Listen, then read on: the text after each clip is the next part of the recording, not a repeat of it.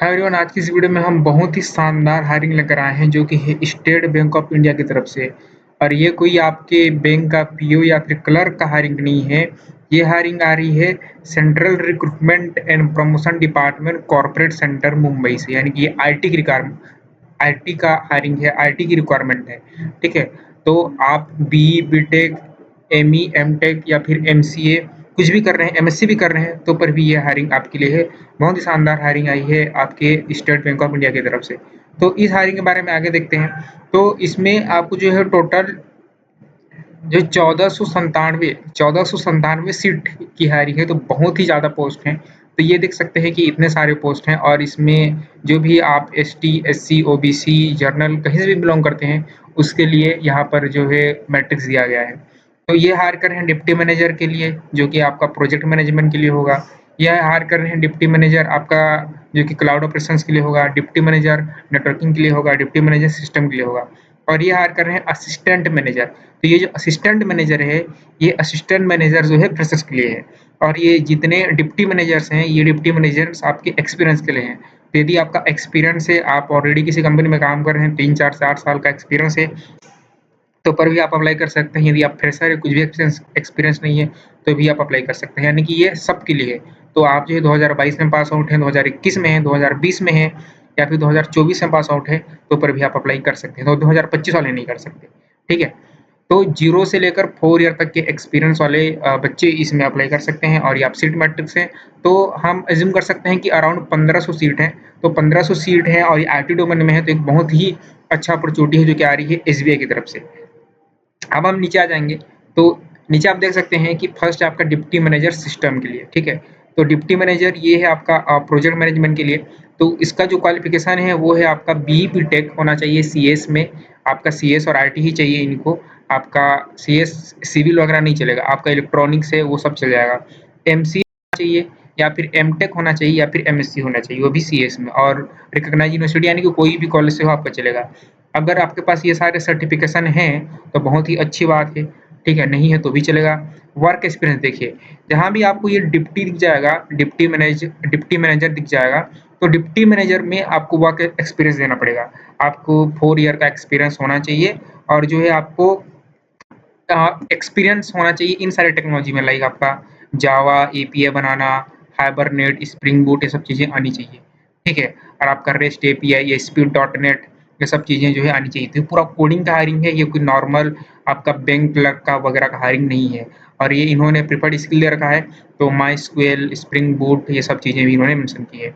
अब ये हायर कर रहे हैं, सेकंड है आपका डिप्टी मैनेजर सिस्टम के लिए, जो कि आप सपोर्ट करेंगे क्लाउड को। ठीक है, तो इसका जो क्वालिफिकेशन है वो रिक्वायर है बी बीटेक, एमसीए और एमटेक और एमएससी। ठीक है, इसमें जो प्रेफर आपका क्वालिफिकेशन है, वो आपका सर्टिफिकेशन होना चाहिए, आपका इन्फॉर्मेशन, आपका सिस्टम में, ऑथर में, मैनेजमेंट में, ये सब चीज़ें आपको जो है क्लाउड की चीज़ें नहीं चाहिए, लाइक आपका अज़र आना चाहिए, लिनक्स आना चाहिए। ठीक है, ये सब चीज़ें हैं। और यहाँ भी जो है आपको 4 साल का एक्सपीरियंस आपको दिखाना पड़ेगा। फर्जीवाड़ा नहीं चलता, फर्जी एक्सपीरियंस नहीं चलता। ठीक है, अब जो है थर्ड हायरिंग है आपका डिप्टी मैनेजर नेटवर्क ऑपरेशन के लिए।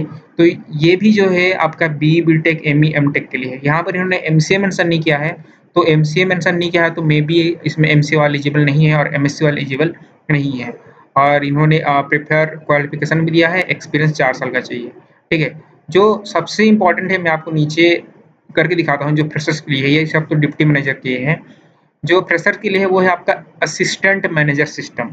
ठीक है, असिस्टेंट मैनेजर में ये फ्रेशर के लिए है, इसमें कोई रिक्वायरमेंट की आवश्यकता नहीं है।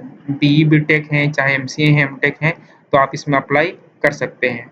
ठीक है, आपको ये सब चीज़ें सर्टिफिकेशन जो है हो तो अच्छी है, ना हो तो भी चलेगा। ठीक है, और जो है आप देख सकते हैं कि यहाँ पर इन्होंने कुछ ऐसा वर्क एक्सपीरियंस मेंशन नहीं किया है, इन्होंने मेंशन किया है नॉट रिक्वायर्ड, कोई भी रिक्वायरमेंट नहीं है। ठीक है, आप इस फ्रेशर हो फिर भी अप्लाई कर सकते हो।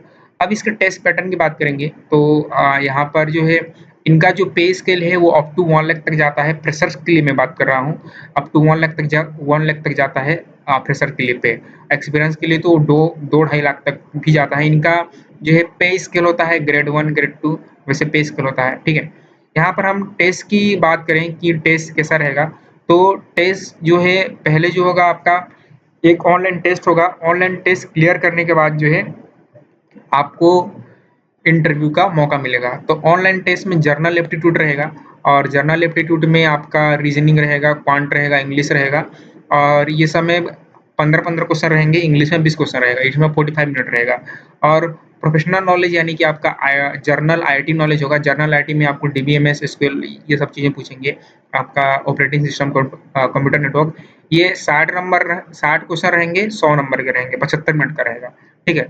और नीचे आपको इसका सिलेबस भी मिल जाएगा। देखिए यहाँ पर जो आपका ये है, इसमें जर्नल आईटी नॉलेज में जिसमें 60 क्वेश्चन रहेंगे, ये 60 क्वेश्चन जो है आपके 4 सब्जेक्ट में डिवाइडेड हैं, ठीक है? सॉफ्टवेयर डेवलपमेंट से आपके 20 क्वेश्चन आएँगे, 33 मार्क।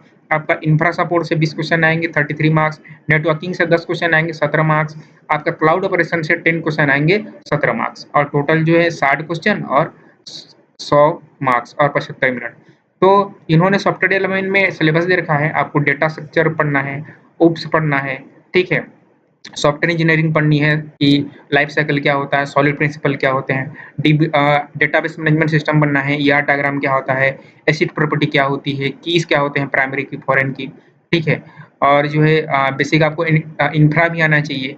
इंफ्रा जो है ये इंफ्रा आपका डीएसए का भी पार्ट होता है थोड़ा बहुत, ठीक है? तो इसमें low level design, high level design ये सब चीज़ें आती हैं, नेटवर्किंग और क्लाउड ऑपरेशंस। तो ये बहुत ही शानदार हायरिंग है, तो इसके लिए आप अप्लाई कैसे करोगे? तो ये जो पीडीएफ है ये मैं डिस्क्रिप्शन में अटैच कर दूँगा और आपको अप्लाई करने का लिंक भी मैं डिस्क्रिप्शन में अटैच कर दूँगा। तो आपको इस वेबसाइट पर आना है, ये एसबीआई का ऑफिशियल वेबसाइट है रिक्रूटमेंट के लिए।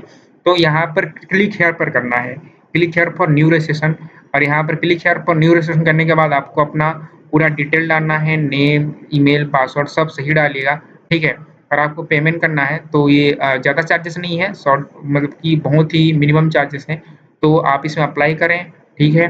अप्लाई करने के बाद आपको टेस्ट लिंक आएगा, टेस्ट दें और टेस्ट के बाद आप इंटरव्यू दें और सेलेक्ट होएँ। तो इस हायरिंग के लिए आपको ऑल द बेस्ट। तब तक खुश रहें, आबाद रहें, मुस्कुराते रहें, मिलते हैं बड़े हायरिंग।